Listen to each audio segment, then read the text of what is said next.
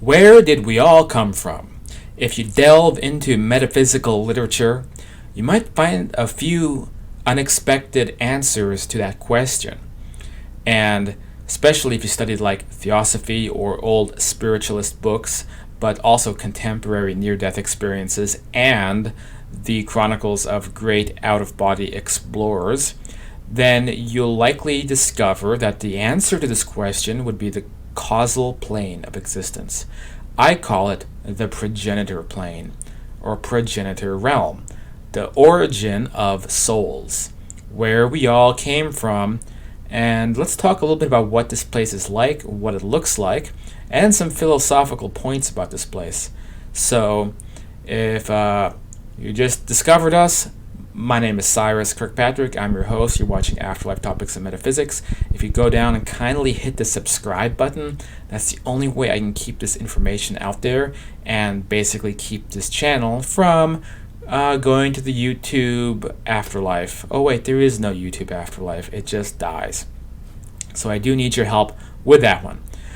So to continue, if you read books like The Road to Immortality, basically describes the causal level as being this hyper dimension of hyper consciousness, absolute interconnectedness with every entity around you. Everything is alive. There is no such thing as something not alive. It kind of looks like the image you see on the screen here, this kind of fractal dimension of like Fibonacci sequences and spirals and things like that, and like, geometry and just shapes continually moving around. And what's going on is that it is the mental existence. So we all know what it's like to think, okay? Like there's the old joke, don't think of a pink elephant. What happens? Well, you think of a big, shiny, magenta elephant, and you can feel its skin, and there it is, hanging out in the cotton candy forest that I showed a few videos back, the cotton candy forest. Was that on a video? I was recently talking about a cotton candy forest. No, it wasn't. That's a video coming up. The cotton candy forest is my analogy when I talk about nature and the afterlife and how there needs to be real nature with real entropy. And if there isn't, then you get these big synthetic forests that are not real. So that's a whole different bag. We'll get into that at a later time. And it does not relate to the pink elephant. The point is that when I say pink elephant, you think of a pink elephant, don't you? Well, this is the ability for the mind to create anything it wants at any time. And it happens instantaneously. All it requires is a bit of free will and direction. And you, as like basically operating as the mind of God, you're like a fractal representation of God, you're able to create anything you want in a split second. But you don't live in that mental space. Instead, you just have a little piece of that inside of you. The causal plane is the full mental space. So whatever an entity thinks, it's immediately right there, visible for all to behold. And then who knows how long it stays around, because how long does a thought last? I'm guessing that pink elephant already disintegrated. It only came back just for a moment when I mentioned it again. But we need the mental thought space to be conscious, sentient organisms who can create and interact and love and enjoy and explore the world around us. So we've divided the progenitor realm into just this little fraction of ourselves that is our mental space that we kind of affiliate with this part of our bodies. And you can then enter into this world, and it's an entirely non-physical existence. So I oftentimes joke that you get to exist as a blue octagon flying around. You can be anything you want, but it looks kind of like what you see on the screen here, at least kind of up in this area of the screen. I think my video box is a little bit bigger than usual, but you kind of get the idea. Just Google fractal wallpapers. You might have a little bit of an idea of what's going on here, but it's only just a slight representation of what this world is like. And I don't know, because I've never been there, but even if you've never been there, I believe all of our consciousness is embedded into this progenitor realm, and we all exist there in a way, and we can all tap into our consciousness and go back to this world potentially. because this is the place that all souls are created. So they all came out of this cosmic soup. And the thing about this realm is there really isn't such a thing as individuality. So whether you're that piece of the fractal pattern or that piece of the fractal pattern or that piece is separate from this piece, it doesn't really matter. It's all kind of one big mind stuff. Now, it's not completely the mind of one singular God. The Theosophists and people like George Meek theorize that this was a level above this level that we'd call the celestial plane, when you've actually rejoined the mind of God. So we're looking at the mind of God, all things that ever were and ever would be, existing as one cosmic consciousness. And then below that, the mind of God has created this endless play space where separate individual sort of entities are born, and they each have their own characteristics and, dare say, personalities. But it's not really separate from the mind of God, but this is where continually being created are all these unique entities, these unique parts of the universe, unique souls, that each one is as dynamic and, utterly just part of the universe. Like, think of a color, the color green. That's pretty darn fundamental, isn't it? You can't get rid of the color green. It's part of the universe. Well, guess what? Every single other soul individual you meet is as dynamic and fundamental to this cosmos as the color green, the color blue, the color red, or any other color, any other principle. Every single soul you meet, including yourself, is a fundamental concept, and it was created here in this big mental soup. At some point, the big cosmic soup decided this, despite how interesting their dimension is, it's in certain ways limited.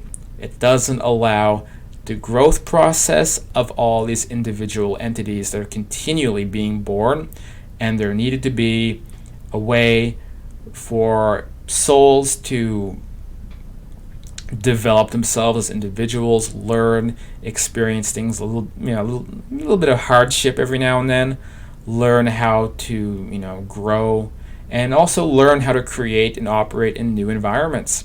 So at some point, and we're not using linear time, so this could have happened right now, it could have happened 13 billion years ago at the so-called Big Bang.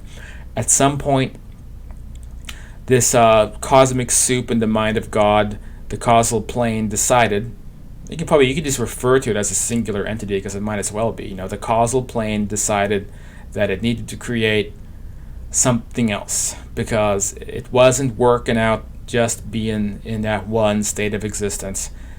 It was time to evolve.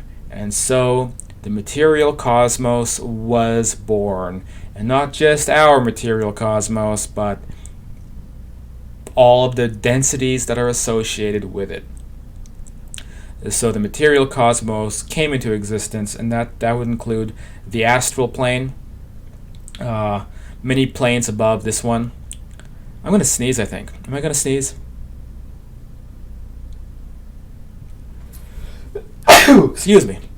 See, I'm not editing these videos because if I did, I'd never be able to balance this on top of my day job and other work I do. So if I sneeze, I ain't going into Adobe After Effects for the next half an hour fiddling with it and trying to get the codec right, re-uploading it and doing all that stuff.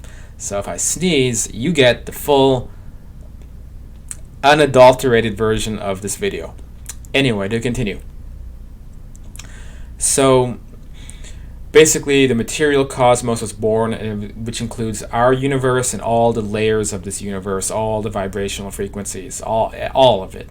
The astral plane, planes above the astral, first density, second density, third density, fourth density, fifth density, sixth density, seventh density, whatever, all leading back up to this causal mental level again.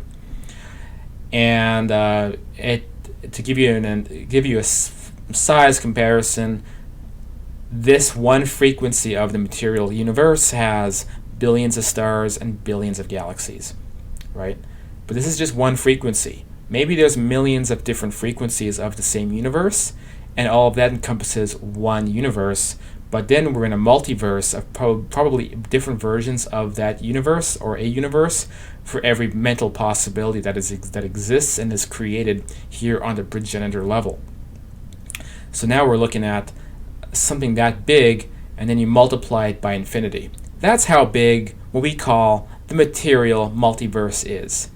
So it is beyond comprehension, and it was created by these guys here on the causal level as a way for all the souls continually being born and coming out of this realm to have a way to explore reality.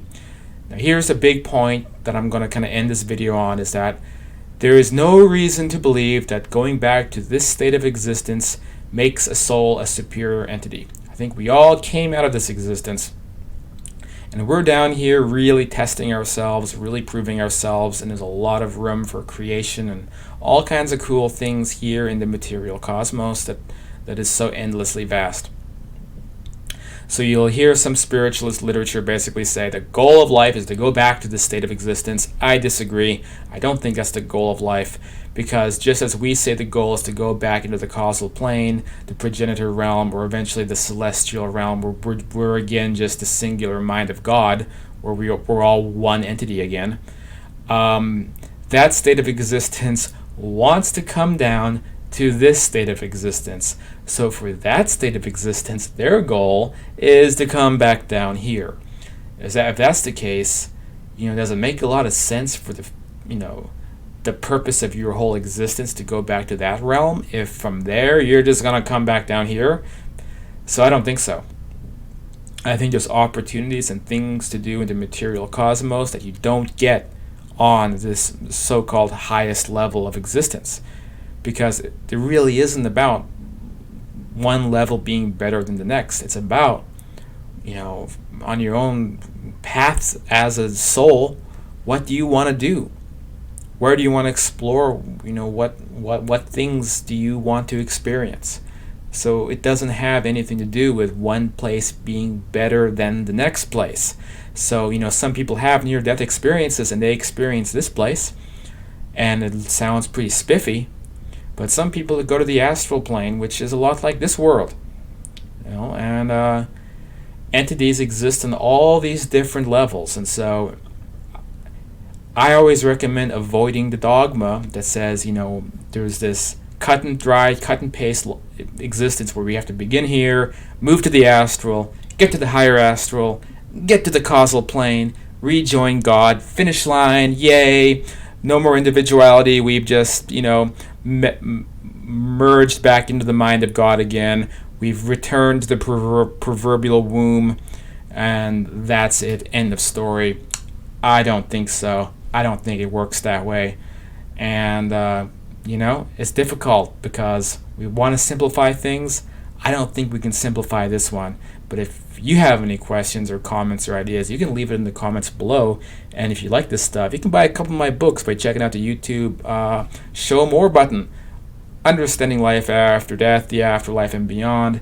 You can join the Facebook group, get involved in the classes. Those are twice a week at Afterlife University, and you're probably missing out if you want to go deeper into these topics. That's it. This is Cyrus. I'll catch you in the next video.